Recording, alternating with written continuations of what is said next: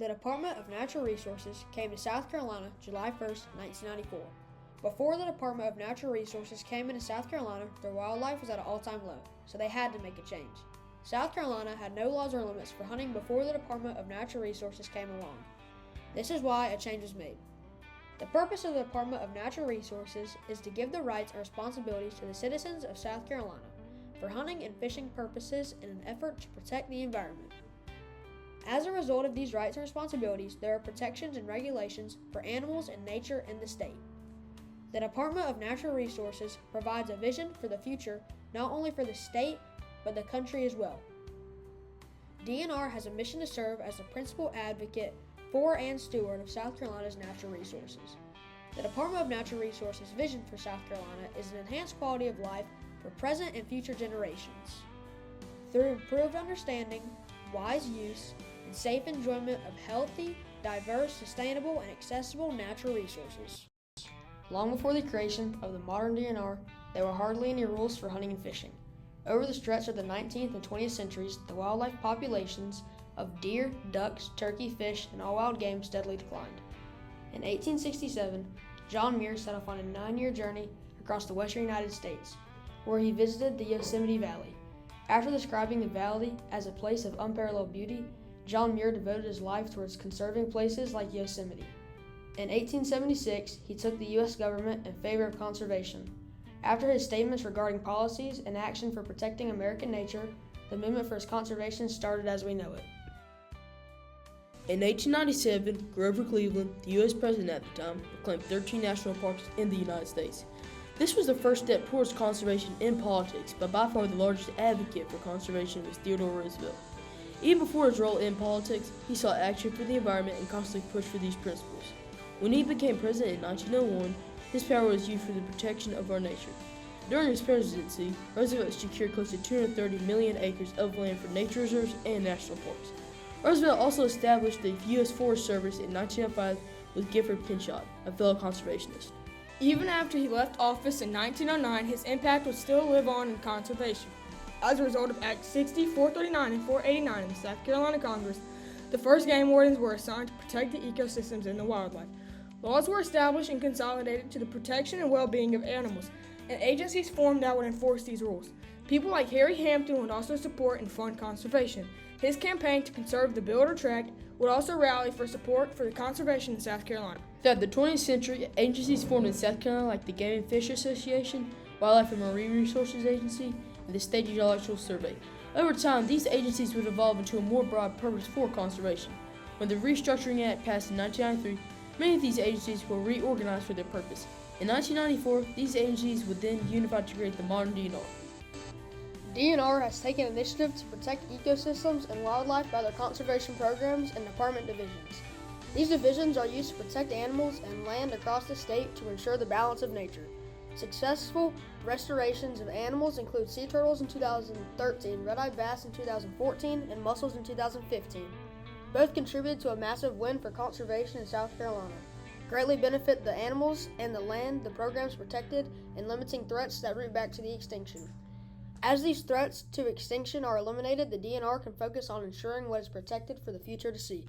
As the Department of Natural Resources, 2 divisions protect the state's land and water respectively. The land is conserved for the protection of animals, habitat, and natural resources.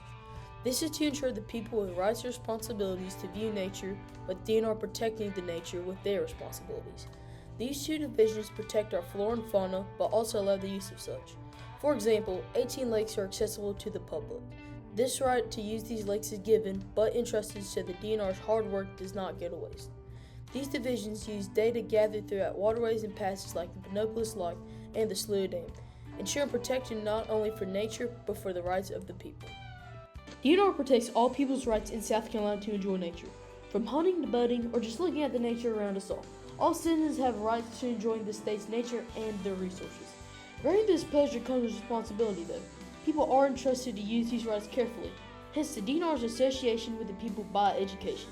Citizens must take multiple tests to ensure their responsibility. Consequently, though, the public does view the DNR differently. Regardless of the mixed opinions and controversy, the DNR still protects this right for all. As the Department of Natural Resources works to ensure rights for people, Some view the works of the DNR as insignificant, others view the DNR as authoritative. In reality, the DNR's main goal is to conserve for the future. The Department of Natural Resources in the works to protect wildlife for future generations. Historically, conservation in South Carolina has always been viewed in different ways, but the importance of conservation is tremendous, but it couldn't be done without the people of our great state. Here's what Director Thomas Mulliken thinks about the public being involved in conservation. Those who are appointed, like Shannon and myself, using our offices as bully pulpits to teach people how to conserve. South Carolina had the largest single-day tree planting 3 Earth Days ago, 3 years ago on Earth Day, where we planted across South Carolina 3.4 million trees on one day. The people in the state understand the value of it, and we need to appreciate that and involve them as we do various initiatives. Throughout history, many individuals such as John Muir and Teddy Roosevelt have pushed for conservation. As these figures, along with people who supported their ideas and statements, work together to achieve their goal, the Department of Natural Resources protects both the environment and the rights of the citizens to appreciate these works. The Department of Natural Resources is significant because of the protection to balance nature and the human growth. If the push for conservation failed, if the DNR did not unite, there would be a different story for South Carolina. Without DNR, the balance of nature would perish, extinction rates would skyrocket, pollution would spread all around, and nature, not only in South Carolina, but all over the U.S. would collapse by the wits of human efficiency and growth. In our current times, many people still carry the torch down 2 generations on conserving the state for the future. This is a combined effort of work to ensure this responsibility. Henry McMaster, the governor of South Carolina, has a huge impact that will be a lasting one, with his levels of contribution towards conservation being as highly regarded to that of Theodore Roosevelt. The government of South Carolina works with the DNR to allow the citizens of South Carolina access to and use of nature. With these rights, as a result, the DNR sets regulations pertaining to the safety for the people in South Carolina. The DNR does this by their responsibility to protect us while also protecting our nature. In the end, they allow us to use the nature how we please, but with responsibilities, and making sure that the balance of nature in South Carolina does not collapse and lead to extinction. Our topic, the Department of Natural Resources, connects to rights and responsibilities by rights of the citizens granted by the DNR and the responsibilities of the people in the DNR must undertake. The rights of the citizens are access to the nature of South Carolina, rights to hunt, fish, and use boats in our environment, and rights to enjoy God's creation. The connection of responsibilities equates to the trust for the people who use these rights to do what's best for the environment. DNR has responsibilities too. The agency sets laws and regulations to keep the environment safe, justifying these statements based on research and protecting the ecosystems from becoming exterminated. Our topic connects to these responsibilities by the laws and regulations set for people who use these rights. Over hundreds of years, people have used the environment however they please, and it wasn't for the land's good. People constantly push for conservation. Throughout time, the topic of conservation kept growing. From early efforts to agencies as a result of Act 60, DNR in its history has come a long way. When the DNR was established, their goal was simple: protect the environment for the present and future generations.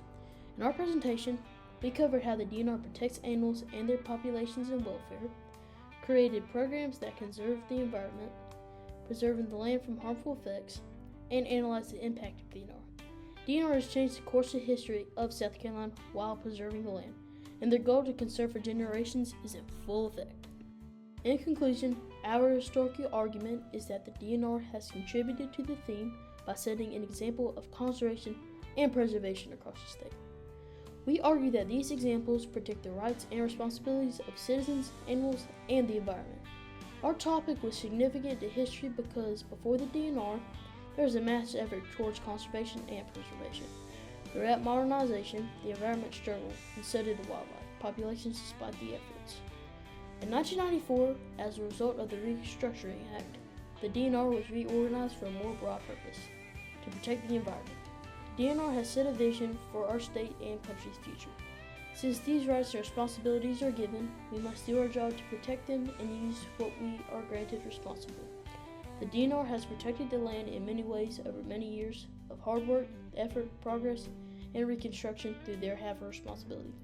With help and an unmatched passion for the environment, the DNR has worked to conserve from the Blue Ridge to the coast.